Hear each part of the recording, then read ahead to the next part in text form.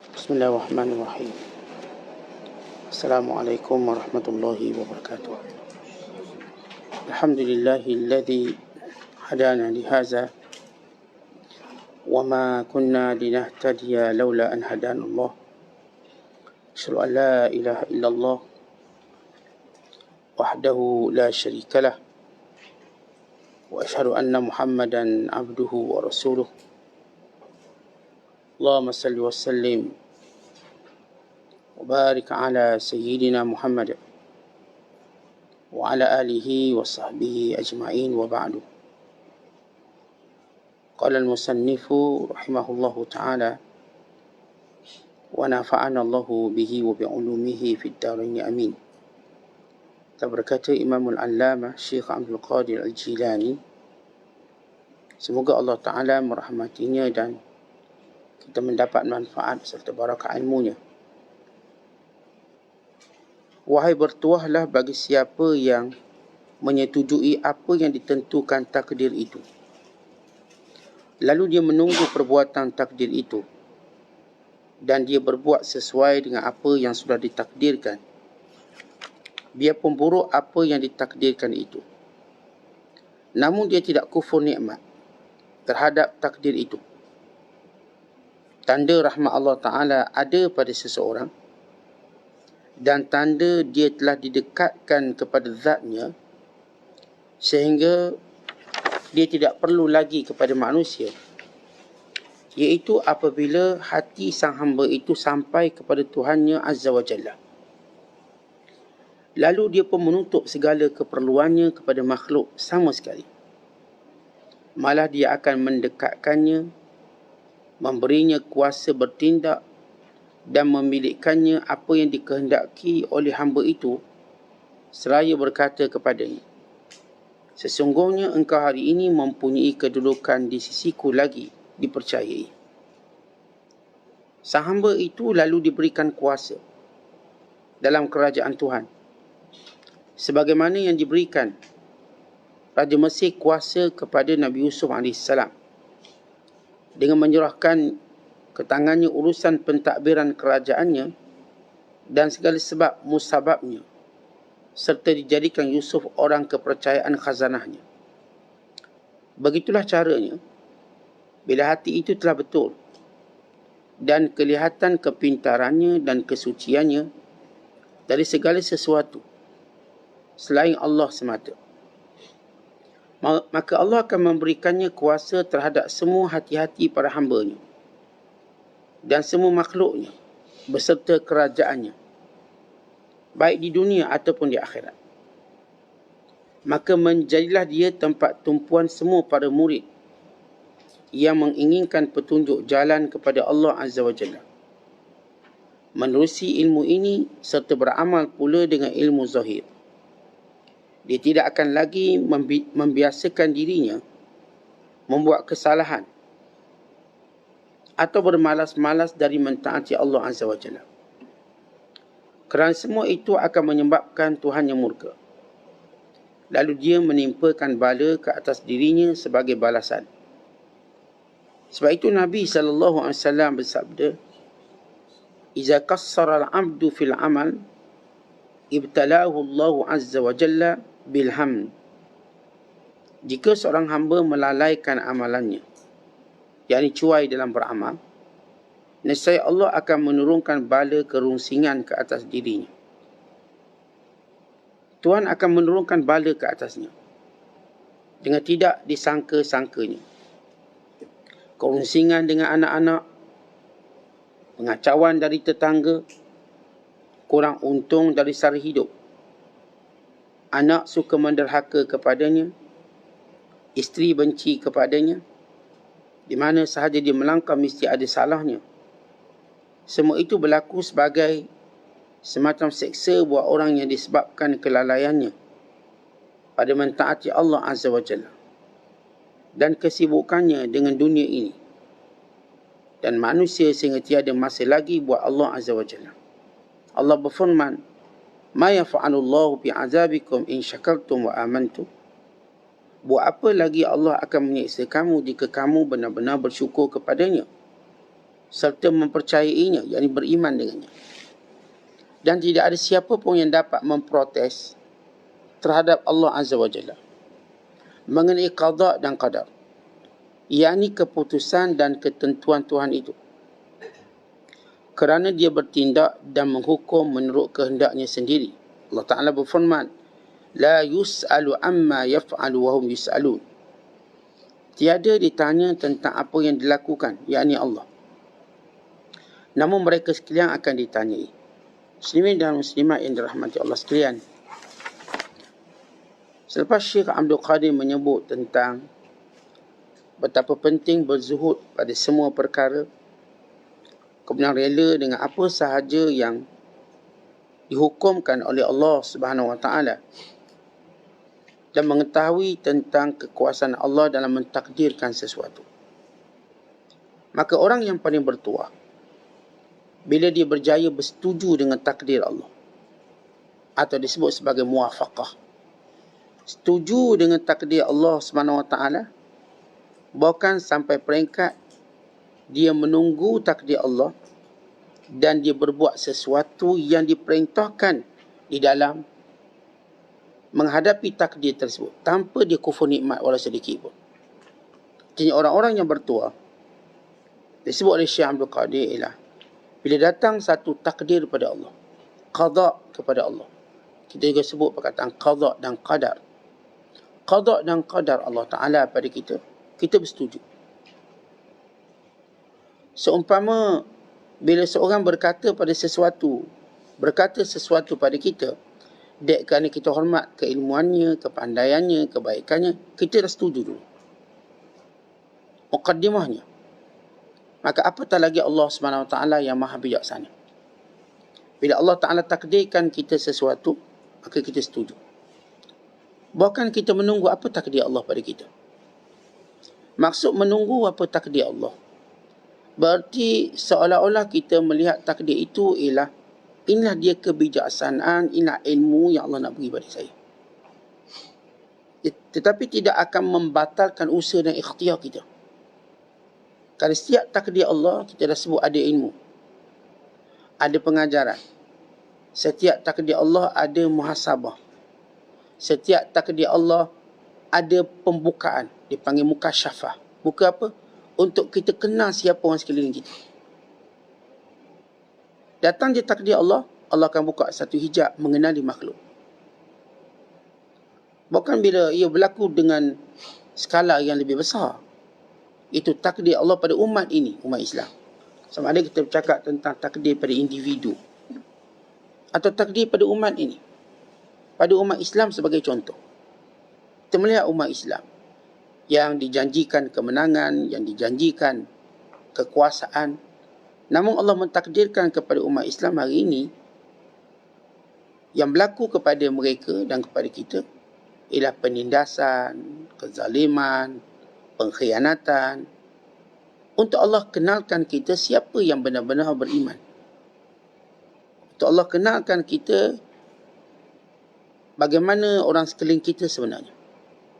Dan juga untuk Allah, untuk kita melakukan suatu usaha yang lebih hebat. Sebab itu bila kita dengar berita sahabat-sahabat kita, saudara kita di Palestin yang berjaya melepaskan diri dari penjara, jaya dengan menggunakan sudu, lepas gali lubang 6 orang. Dan hari ini kita dengar berita 4 orang ditangkap semula dan 2 orang masih bebas. Beberapa hari lepas 2 orang, dan hari ini 2 orang, jadi 4 orang. Apa yang kita nampak? Yang menangkapnya semula ialah orang Islam yang khianat. Yahudi tak boleh tangkap. Orang Islam yang khianat tangkap dan serah pada Yahudi. Takdir itu membuka kepada kita suatu ilmu, mengenali pada pengkhianat, mengenali tentang betapa perlu dakwah dalaman ini dikuatkan. Ini perlu. Kadang-kadang kita anggap, oh ni dah Islam, tak apa, kita dakwah pada orang bukan Islam je. Tidak. Dakwah kepada orang Islam sama perlunya, sama pentingnya dengan dakwah pada bukan Islam. Kerana ini juga akan merosakkan agama. Dan sebab itu dakwah berjalan sama orang Islam, bukan Islam. Kesemuanya penting. Kesemuanya penting. Yang saya katakan bila Allah datangkan takdir, sama ada bersifat individu, takdir pada kita, individu, atau bersifat pada umat Islam. Di sebalik Allah janjikan pada umat Islam segala kebaikan, dunia akhirat.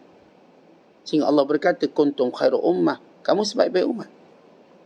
Lalu kita lihat ujian-ujian yang menimpa kita. Maka semuanya ini sebagai mukasyafah, pembukaan. Untuk kita kenal, dan ini yang Allah sebut dalam Al-Quran.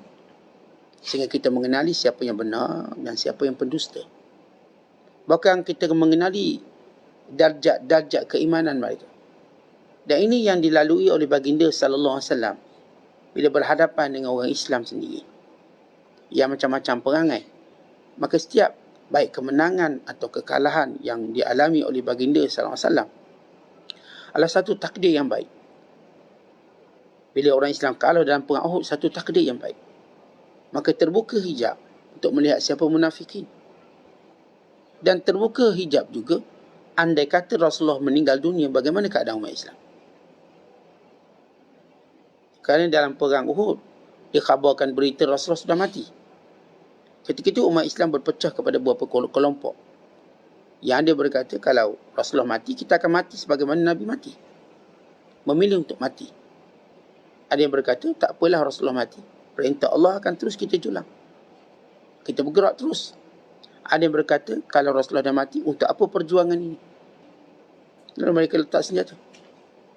Kalau pemimpin kita dah meninggal, untuk apa? Ini yang lemah iman. Yang kedua berkata, kalau Rasulullah mati, kita akan mati sebagaimana Rasulullah mati. Ini yang memilih mati bersama Nabi sallallahu alaihi wasallam. Dan kelompok yang hebat berkata, ya Rasulullah wafat, tetapi perintahnya tidak. Tuhan yang memerintahkan kita itu tidak mati, kita akan terus berjuang sebagaimana yang Allah perintahkan.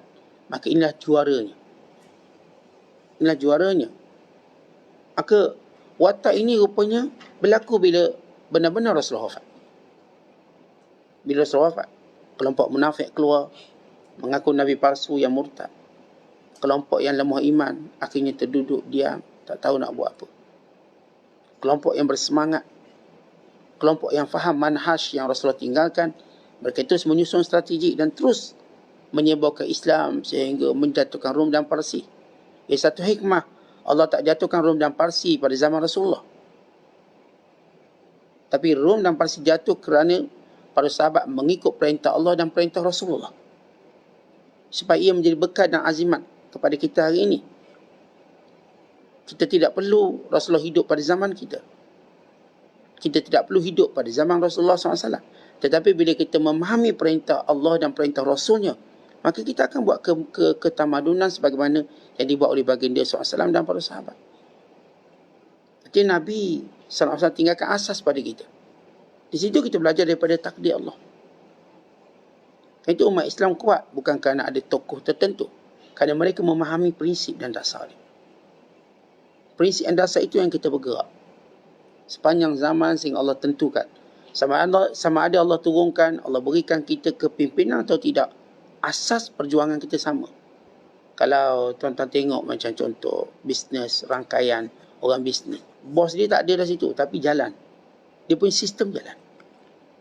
Sistemnya jangan sistem yang fast food, makanan segera sebagai contoh, KFC lah.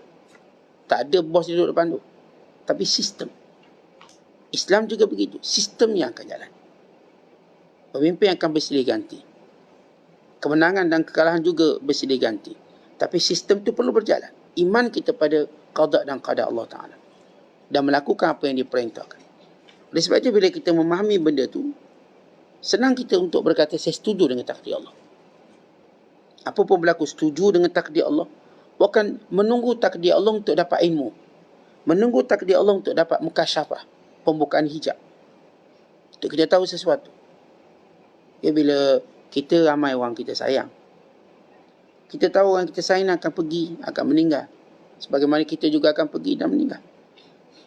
Maka setiap kali pergi orang kita sayang, lalu kita melihat, ya Allah nak ajar kita kekuatan.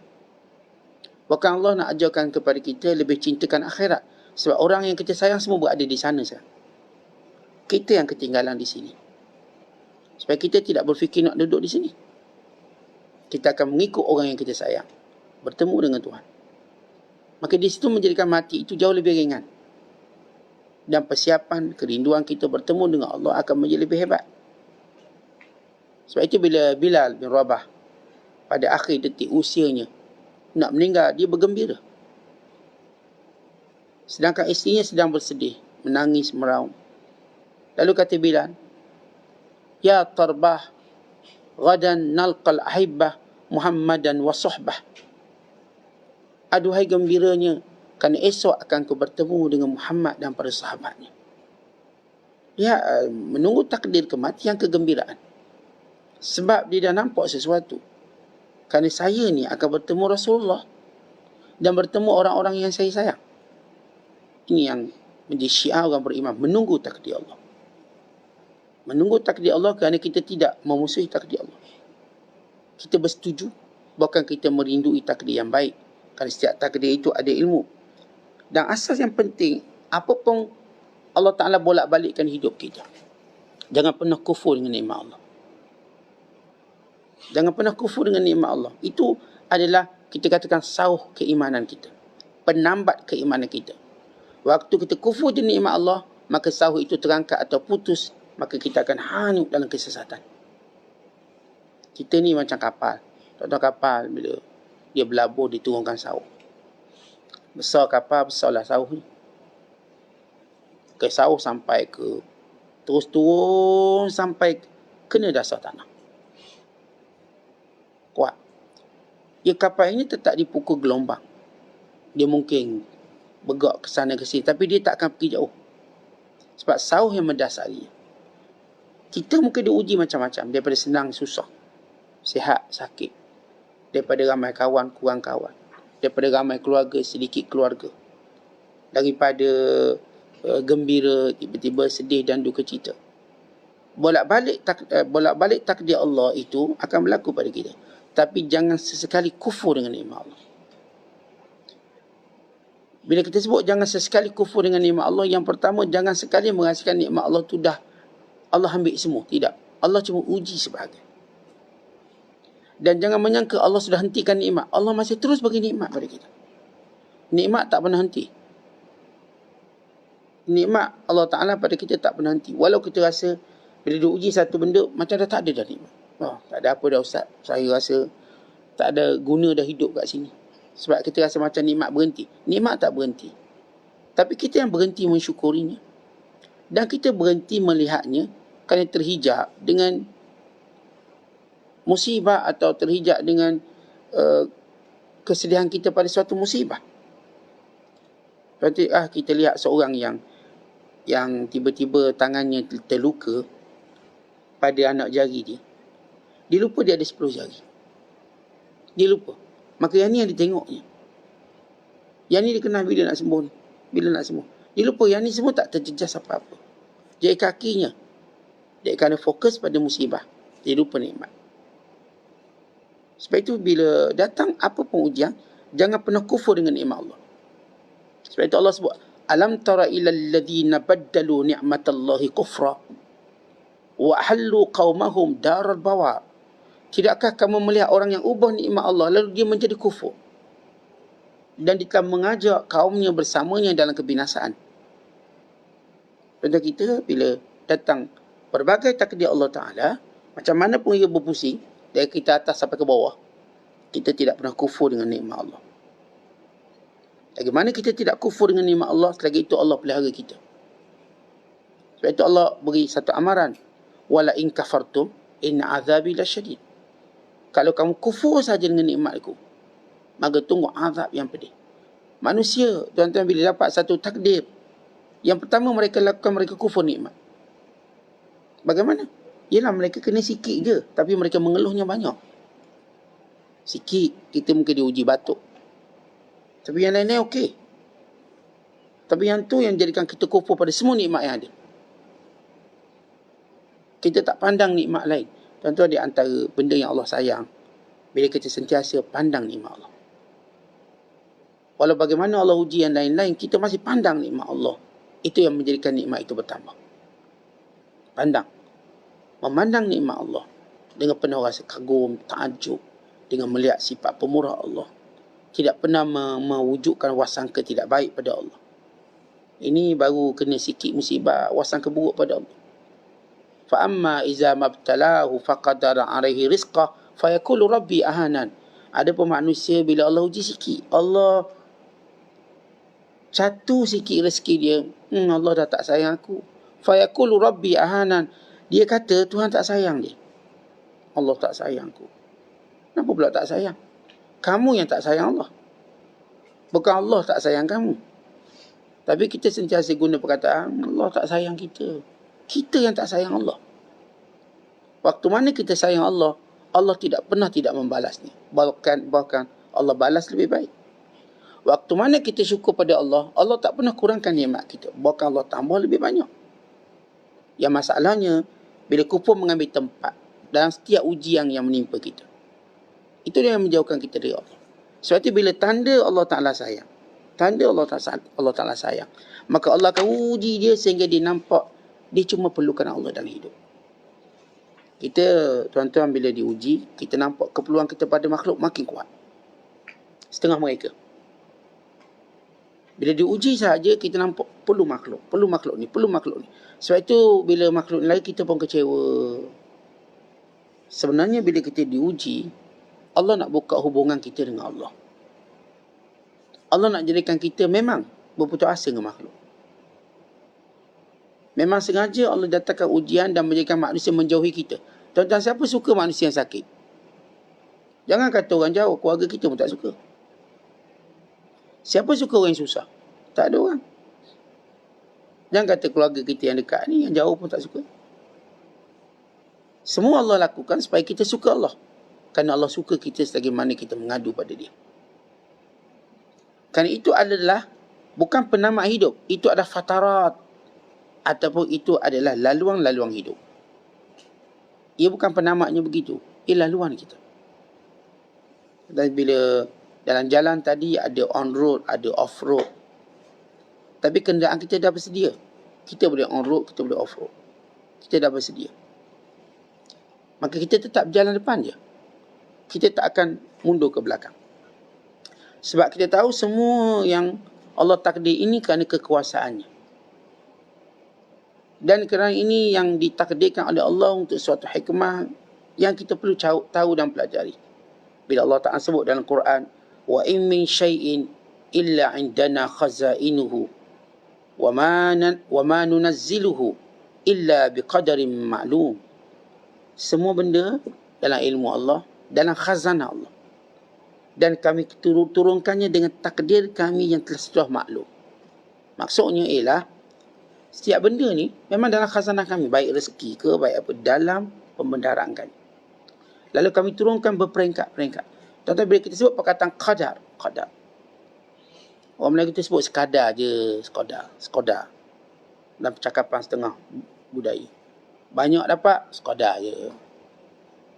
Nampak hebat, sekadar je, sekadar. Sekadar maksudnya, dapat sikit, sekadar.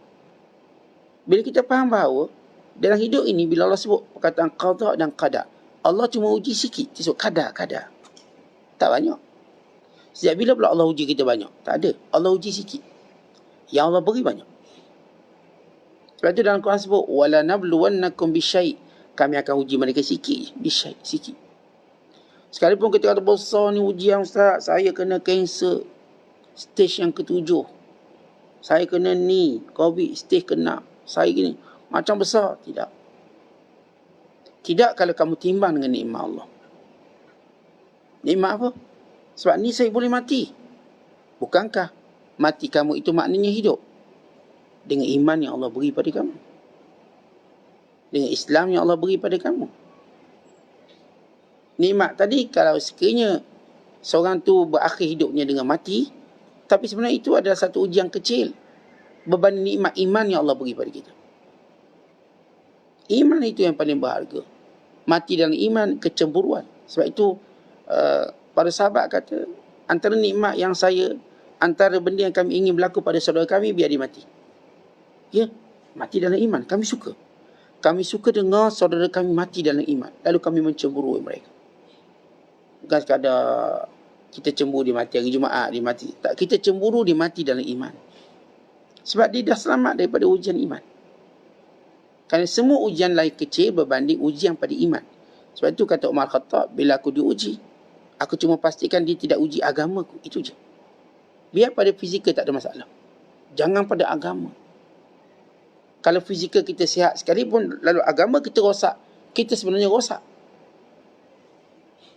Yang penting ialah agama. Sebab itu bila seorang mati dalam Islam, Masya Allah, disaksikan oleh orang Islam, ini kemuliaan yang tak boleh kita katakan digalang ganti dengan dunia. Dan ada seorang jutawan Mesir yang meninggal beberapa hari lepas. Namanya Haji Mahmud. Haji Mahmud Radbi. Dia orang Mesir. Umur dia meninggal 89 tahun. Satu benda yang berlaku di Mesir beberapa hari lepas, hari 2 lepas. Bila berpuluh ribu, beratus ribu keluar berarak di tengah jalan untuk menguruskan jenazah dia. Dia bukanlah orang glamour, selebriti, bukan. Dia seorang korporat yang jenis humble. Dia ada 40 ribu orang pekerja. Dan saya bila tengok apa yang dicakap tentang dasar perniagaan yang dia bina, saya bukan diajar untuk menghisap darah orang atau menindas pekerja saya. Bila saya tahu saya ialah Bani Adam macam orang lain juga Bani Adam. Orang Mesir suka cakap, ehna Bani Adam. Kita manusia. Dia pun manusia. Sebagaimana kita suka untung, kita punya pekerja pun suka untung. Maka tidak saya untung, melainkan saya akan bagi dengan pekerja saya semua. Saya akan beri pada pekerja. Sama macam saya nak untung, saya akan pastikan pekerja saya untung. Saya bukan jenis saya untung seorang, pekerja saya tak untung, tak ada. Waktu wawancara itu, ketika itu pekerja dia 16,000. Sekarang pekerja dia 40,000 lah, pekerja dia. Dia terkenal dengan kebajikan, tanpa dia menghebohkan. Lalu para ulama naikkan status, mendoakan untuknya. Bukan ahli politik, walau berbeza pandangan politik dan sebagainya. Dia satu insan yang benar-benar orang kata melakukan perkara yang Allah suruh tanpa mempedulikan apa sekeliling dia. Bukan nak cari pengaruh, bukan itu. Dia buat apa yang Allah suruh dia buat. Maka dia bergerak dengan takdirnya, dengan muafaqah dan sebagainya. Maka Allah angkat dia. Walaupun dia tak terkenal, kami tak kenal dia, melainkan selepas kematian dia. Dan ramai orang tak kenal dia, melainkan selepas kematian dia. Dan orang tak tahu kebaikan yang sentiasa disorokkan, disembunyikan. Kita katakan jutawan yang antara yang paling kaya, tapi tidak menunjuk. Tak adalah orang kaya sikit menunjuk kereta ini, dia tak menunjuk. Ya, tapi dia buat satu kebajikan pada umat Islam. Beri pekerjaan dan beri keuntungan. Asalnya saya nak mereka untung macam saya untung. Bukan cakap awak kerja saya, kerja elok-elok. Lalu diperah keringat dan darah. Dan ini kita katakan contoh-contoh bagaimana orang yang Allah Ta'ala angkat. Dia tak perlukan puji manusia. Dia tak perlukan apa daripada manusia. Kemudian Allah tunjuk dia dengan segala kemuliaannya. Jadi kita belajar, sebab itu Syekh menyebut tentang Nabi Yusuf. Seorang yang benar-benar bertindak dengan takdir Allah, bertindak dengan apa yang Allah Ta'ala perintah, bersyukur dengan nikmat Allah, tidak kufur walaupun sedikit. Maka di sinilah berlaku proses Allah angkat. Sebagaimana berlaku pada Yusuf. Bila Allah sebut dalam Al-Quran, kita baca surah Yusuf, ayat 54. Innaka liyawma ladaina makinun amin. Allah menghikayatkan, menceritakan Raja Mesir itu berkata pada Yusuf, wahai Yusuf, hari ini kami serahkan seluruh pengurusan negara Mesir ini pada kamu.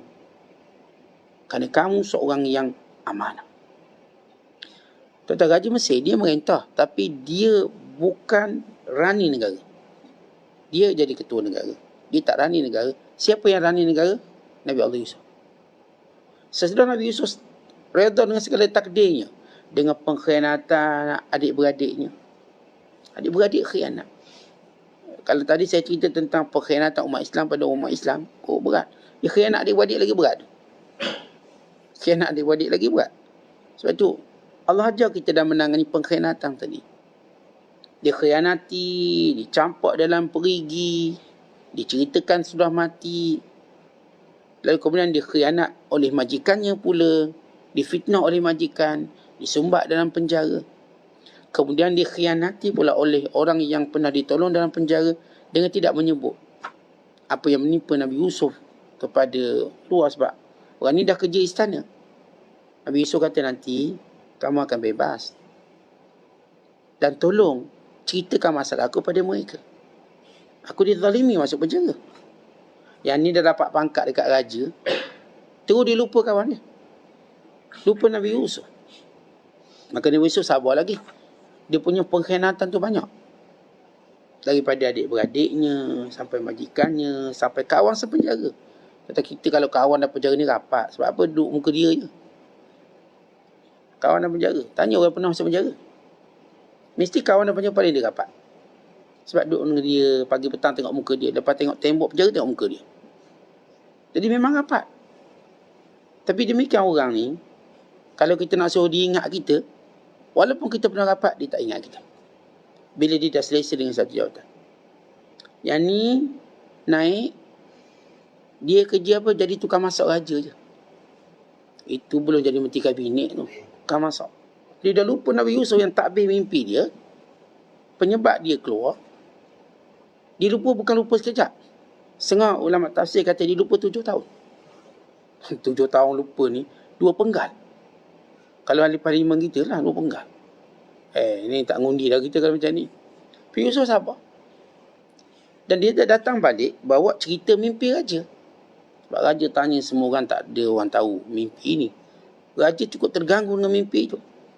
Menteri dia tak tahu, dia pun kata ni adrasu ahlam. Ini mainan tidur tuanku.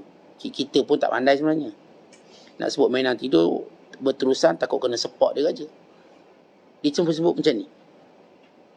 Ini mainan tidur tapi kami sebenarnya tak tahu takbir mimpi. Akhirnya berita ni sampai tukang masak. Tukang masak kan dia tukang angkat. Dia dengar orang cakap. Tukang masak lah SB paling selamat. Dia tak perlu pakai penyamu tak. Dia jadi tukang masak. Dia boleh jadi SB paling selamat. Sebab masa angkat makanan orang, keep talking, cakap. Dia dengar. Dia kat pinggang orang cakap lagi. Itu hati-hati dengan tukang masak. SB. Maksudnya dari sudut nak tahu rahsia kita lah. Tukang masak dia diam. Tapi telinga dia tak diam. Dengar, rakam. Jadi, dia tahu. Dia pun pergi masuk penjara. Orang istana ada akses masuk penjara. Dan kata, dan ditipu lagi pada Nabi Yusuf. Wahai Yusuf, nak tanya, ada orang mimpi. Orang mimpi, dia tak kata raja. Sebab dia nak ambil kredit mimpi. Ada orang mimpi. Dia mimpi begini-begini. Yusuf dah tahu siapa. Mimpi ini tidak boleh dimimpi oleh orang biasa. Tentang kemahiran orang yang takbir mimpi. Tak ada orang boleh kelentong dia. Kalau dia boleh takbir mimpi, orang pun tak boleh kelentong siapa yang bermimpi. Sebab mimpi ni dia ada kelayakan dia. Ni mesti, mimpi macam ni, yang ni, orang ni. Orang lain tak layak. Orang lain tak layak. Yang mimpi perang dunia kedua, siapa dia? Orang biasa. Itu tak layak. Kalau yang mimpi tu general mungkin. Kalau yang mimpi tu dia Pertuan Agong. Pertuan Agong tolong cerita perjalanan mimpi terakhir, kita percaya. Sebab dalam posisi dia, Marshal. Yang mimpi tu kan buat kuih. Lepas tu dia akan memimpi untuk menyelamatkan manusia dalam perang dunia ketiga. Ini kantoi. Bohong. Mimpi tu tak layak untuk dia. Itu namanya angam. Tentang mimpi ni pun kita tahu ni label kat mana. Tidak semudah itu. Orang tahu ilmu takbir mimpi, dia tahu siapa layak mimpi, tak layak mimpi. Tak layak mimpi, dia akan cerita, ini perang ke dunia ketiga. Yang mimpinya orang yang kita katakan duduk rumah, tengok TV, tengok filem banyak. Memang kuat. Dia mimpi sikit, dia tambah banyak. Sebab pengaruh filem. Yang percaya pun, dia sama-sama teruk pada dia. Tapi orang, saya katakan bila pegawai istana ini manipulate, dia kata ini bukan raja mimpi, ada orang mimpi. Tuan-tuan baca dalam Quran, macam mana dia sebut perkataannya. Lalu Yusuf AS, takbir. Kita apa, kau nak ambil kredit, silakan. Tapi raja ni orang bijak. Tak mungkin tukang masak dia boleh takbir mimpi. Bukan masak. Tukang masak mungkin boleh cerita bab rempah ratus, mimpi bukan dia, bukan bidang dia. Dia ni berbau macam-macam, payah nak mimpi tukang masak ni. Ayah. Raja pun tahu. Maka raja tanya, siapa mimpi? Dia boleh siapa? Siapa yang takbir? Bukan masak sebab dia pernah dahulu dituduh khianat. Kalau dia tipu sekali lagi, memang pancung. Dia dulu masuk penjara sebab dituduh khianat. Dituduh cuba meracun raja. Dan kalau kali ini dia tipu, dia tak mungkin buat kesilapan yang besar itu. Akhirnya dia kata, ni tuanku, orang ni namanya. Lalu kata raja, bebaskan dia. Bila keluar arahan bebas, Nabi Yusuf kata, tak nak, saya tak nak keluar. Tak nak keluar pula? Ya, tak. Saya tidak mahu keluar kerana pembebasan raja. Saya tak akan keluar kerana pengampunan raja. Sebab saya tak bersalah. Saya nak keluar dengan pengadilan. Panggil orang yang fitnah saya dan adili mereka, baru keluarkan saya. Tak tahu kalau Nabi Yusuf memilih keluar dengan arahan raja, fitnah itu terus dijaja dalam masyarakat. Fitnah dia tak akan padam. Melainkan dia kembali mendapat sistem yang boleh memadamkan fitnah ialah sistem mahkamah. Kerana mahkamah tu kuat. Kalau ada orang arguing, dia menghina mahkamah. Menghina keputusan mahkamah. Kita boleh sue balik dia. Mahkamah dah kata saya bebas, saya tak ada apa kesalahan. Kalau ada tak ada yang ni mahkamah tu kena belilah. Saya boleh sue dia balik menghina mahkamah. Sehingga dia akan kena dan terduduk. Ya, Nabi Yusuf ajar kita. Kata kita bukan sekadar nak bebas daripada tuduhan. Kita nak dibersihkan dari tuduhan. Sebab tu orang yang memang kita tahu dia tak bersih, dia pohonkan keampunan saja. Cukup. Tapi Nabi Yusuf dia orang yang bijak. Allah, sebab dia Nabi. Kebijaksanaannya kerana wahyu Allah. Maka dia kata, aku tak akan keluar. Melainkan dia adili. Lalu kata raja, kalau begitu kesnya aku adili sendiri. Astakhlishu bi nafsi, kata raja. Lihat, kes tu menjadi besar sebab raja ambil cakna. Dilihat. Jadi fitnah itu lagilah terdiam sebab raja atas sekali. Kalau setakat ni mahkamah Malaysia, mahkamah rendah, orang bunyi lagi. Ini raja atas sekali. Sebab kamu menghina mahkamah dan kamu hina sultan, dua pula kena. Akhirnya baginda dibebaskan. Tuan-tuan, Syekh Abdul Qadir bawa kisah Yusuf. Ringkas, cuma kita tambah, kita cerita sikit dia punya detail supaya faham. Kerana Nabi Allah Yusuf dia redha dengan semua takdir Allah, lihat akhirnya dialah yang memerintah Mesir. Bukan Raja Mesir, dia. Raja Mesir beri kepercayaan mutlak pada dia. Maka Nabi Allah Yusuf pun memerintah. Menjaga ekonomi sebenarnya ialah memerintah. Jadi, kalau kita tengok dalam kementerian sebenarnya yang memerintah itulah Kementerian Kewangan. Dia sebenarnya memerintah. Sebab itu ramai orang nak Menteri Kewangan. Kerana itulah Perdana Menteri tak bagi ke orang lain Menteri Kewangan, dia lantik diri dia sendiri. Itu menjadi kebiasaan banyak negara. Lantik diri sendiri. Dah lama boleh lantik orang lain. Kerana kewangan tu amat penting. Sebab rakyat ni paling pertama dia paling bising sebab duit. Bising sekali. Masjid tutup dia bising juga, tapi duit lagi kuat bising dia. Ya, itu fitrah. Fitrahnya. Nanti bila gagal dalam pengurusan kewangan, lingkup negara. Dan rakyat boleh memberontak kerana masalah tu. Kalau masalah tadi, lingkup.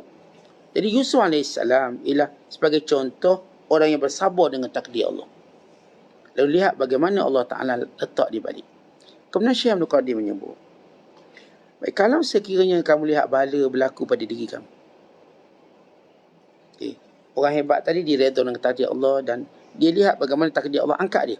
Tapi kalau dengan takdir tadi dia tak terangkat pun, musibah kena, maka dia kena belajar. Apa indikator musibah? Ini disebut dalam hadis, iaitu iza qassara al-'abdu fil amal ibtalahu Allah bilham. Bila kita tak cukup amalan, bila kita cuai dalam beramal, yang pertama Allah Ta'ala timpakan kita ialah kesusahan yang bersifat kesedihan, yang bersifat kerungsingan. Ni kepala. Tentang ada hari mood kita tak elok. Kadang-kadang mungkin seminggu tu 6 hari tu mood tak elok. Kita fikir nak rawat macam mana, rasa macam dah okey belaka, duit ada. Rasa macam isteri pun sihat. Anak-anak pun okey, tapi tak berapa semangat lah ni. Rasulullah sebut, antara sebab inilah amalan kamu, ingatan kamu pada Allah yang kurang. Tentang Allah perintah kita, dalam satu hari banyak mana kita kena taat pada Allah. Banyak. Bila kita kurang je, maka akan berlakulah kerungsingan. Kalau kita punya telefon, Tuan-tuan tahu bila telefon ni bateri dia berapa itu patut tuan-tuan rusing. Bateri tinggal 5 lagi dah rusing. Perjalanan jauh lagi ni. Nak sampai Kuala Lumpur. Bateri 5 sebab kita dah target sampai KL nak call kawan. Kita dah rusing dah. Kalau bateri 100, okey. Kita confident. Kita ni tuan-tuan, mood kita bahagia ataupun duka cita kita bergantung pada banyak mana amalan kita. Kalau hari ni amalan kita full, kita tenang. Nak tahu apa punca sebab hari ni saya kenapa gelisah? Dah baca Quran? Dah Ustaz, dah baca Quran. Dah ikut kuliah? Dah. Dah duha? Dah. Dah buat baik? Dah. Semua dah buat. Macam mana gelisah? Ada benda lagi kamu tak buat. Sebab Allah dah tambah nikmat, tapi kamu tak tambah kebaikan. Saya dah biasa sedekah RM10. Yelah Allah kan dah tambah nikmat. Kamu dah dapat banyak, bonus pun dapat. Jadikan RM100. Sebab kita bila buat kebaikan, dia bukan kebaikan dia menurun atau mendatar, dia mesti naik. Kebaikan kita tuan-tuan mesti naik. Dia tak boleh mendatar salah, menurun pun salah. Dia kena menaik. Sebab iman orang beriman mesti sentiasa yazid, naik. Iman kita tak boleh menurun, maka kita fasik kalau begitu. Iman kita kalau naik turun, bahaya. Kejap okey, kejap tak okey, bahaya. Mula macam demam, kemudian macam sihat. Saya macam seram sejuk. Tak lama lah tu. Rasa macam nak batuk tapi tak batuk. Maksudnya ada masalah. Kita mesti naik. Tentang kita macam berlari. Dah nak sampai garisan penamat. Lagi pecut kita. Lagi kuat kita. Kita push lagi. Kita umur ni makin dekat dengan Allah. Kalau tuan-tuan rasa resah hari ni, resah Ustaz.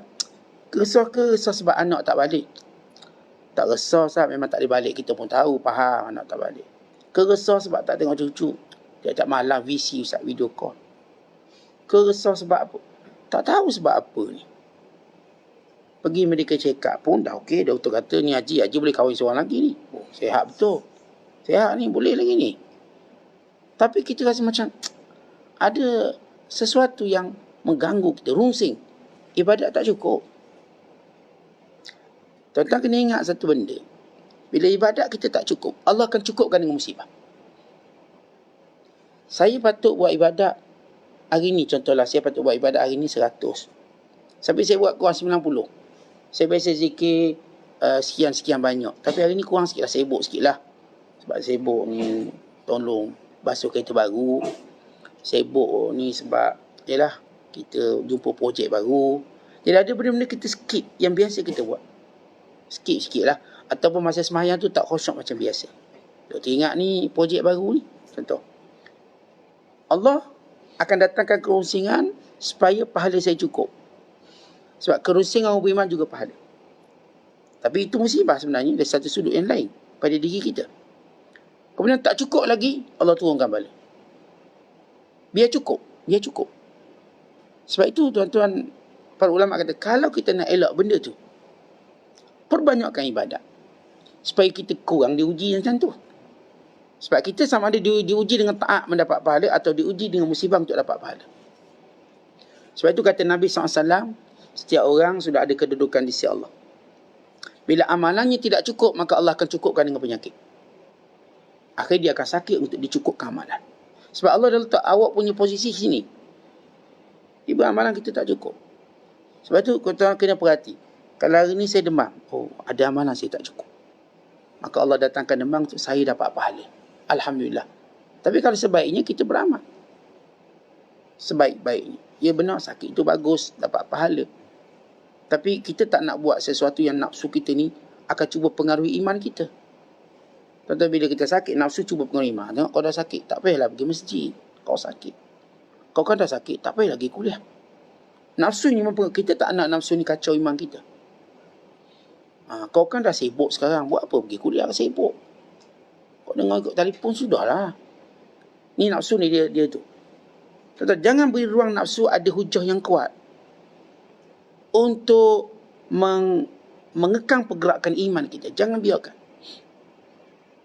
Sebab tu kita dah sebut, bila kita buat ibadat, jangan ada benda mengganggu kita sehingga nafsu ni ada ruang. Tengah ibadat, telefon bunyi, nafsu kata jawab tu penting tu, itu emergency call. Ataupun tu mungkin nak umum pemenang, 1 juta kau menang tu. Telefon bunyi memang. ia akan menggoyangkan iman. Kalau tuan-tuan dari awal tutup telefon kan tak ada isu. Tutup telefon, Allahu Akbar. Tapi kalau tuan-tuan solat, tuan-tuan tak tutup telefon, telefon pun bunyi. Nafsu ada sebab. Untuk tewaskan iman. Ji, telefon bunyi tu. Kita mahu sabar. Tengah solat, mana boleh jawab batal. Penting tu. Mana ada orang telefon masa solat? Ni mesti menang 1 juta. Ya, kita kan masuk AUFA, Bank Islam. Anggap boleh ni menang. Atau emergency, mungkin ada mati kot. Kan ada saudara kita COVID seorang tu, mati kot. Kita dah berdemok lagi. Atau, ni telefon orang rumah kot, penting. Kita takut bini, dia bila telefon terbatal solat automatik tu. Takut sungguh, nanti balik kena marah. Tuan-tuan, kenapa kita biarkan nafsu ada ruang untuk lawan iman kita? Tuan-tuan jangan uji iman. Iman kita bukan untuk kita uji. Biar Allah yang uji. Bukan kita uji. Jadi saya selesa solat dengan tak buat telefon. Maka saya tak diuji apa-apa. Dan saya selesa solat. Kasut saya letak dalam kereta. Supaya saya tak diuji. Ni kita Allah Akbar nampak kelibat. Habis dah kasut baru aku. Baru beli RM400. Dah. Kalau saya dah masuk dalam kereta, saya tak bimbang. Dan kereta saya pun dah kunci. Jadi saya dah tolak. Nafsu saya tak boleh hujah apa-apa. Kereta saya ada kunci. Saya kunci pakai grey lagi tu. Kan kunci biasa tak boleh orang buka. Saya tutup semua nafsu. Kalau saya tidur, nafsu kata tidur lagi. Saya dah tidur awal lah semalam. Semalam tidur pukul 10. Kira-kira dah lebih pada baby ni. Ya, kita tidur pukul 10, kita bangun pukul 5. Itu dah cukup banyak tidur. Tapi kalau kita tidur pukul 2, bangun pukul 2, nafsu kata, kau kan baru tidur 3 jam.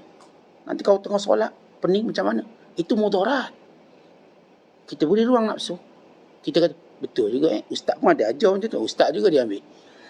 Dia guna dalil Ustaz membenarkan nafsu tadi. Kan Ustaz kata kalau solat, kalau keadaan ngantuk tak boleh. Masa ni solat fardu kita ni. Terbabak pukul 7 pagi bangun. Sebab tu jangan bagi ruang nafsu. Tengah semayang, perut berbunyi. Allah. Lapar. Tukar masak pula tengah masak. Hidup kok. Masuk hidup. Ganggu. Tengah semayang orang lain mengalir mata, kita mengalir liur. Sedap ni masak ni, masak lemak ni. Bau. Kenapa tuan-tuan uji iman kita macam tu? Lepas tu kita beritahu, waktu kita solat, jangan masak. Tukar masak pun solat sekali kita. Tengah solat, tukar masak. Berdetung kat dapur. Ting. Kita sebenarnya tu main teka. Ni masak apa? Teka. Sampai rakaat pun lupa. Jadi, bila kena musibah pada kita, ketahuilah bahawa ibadat kita kurang. Bila ada kerungsingan, hari ni saya rungsing. Tentang rungsing sebenarnya bukan kita tak ada duit kan. Itu datang kemudian. Rungsing sebenarnya berlaku sebab kita kurang ibadat. Maka bila kita kurang ibadat, maka datanglah kerungsingan kita bercabang. Rungsing anak, rungsing isteri, rungsing rezeki, rungsing jawatan. Dia bermula daripada rungsing ni, bermula sebab musibah. Allah berikan ibadat kita kurang. Kita patut biasa ngaji sejuzuk, hari ni setengah juzuk. Ada masalah tu. Kerana sibuk jumpa kawan itu dan ini. Akhir rutin kita sejuzuk. Patut naiklah 2 juzuk. Tak, dia je kurang setengah juzuk. Kita pun ditimpa dengan kerungsingan. Mula fikir macam ni. Sebab itu cukupkan ibadat kita. Saya dah sebut iman kita tuan-tuan, dia tak boleh mendata. Kita ambil risiko. Menurun, lagilah bahaya. Kita mesti mengambil sikap menaik. Sikit naik pun tak apa, tapi naik.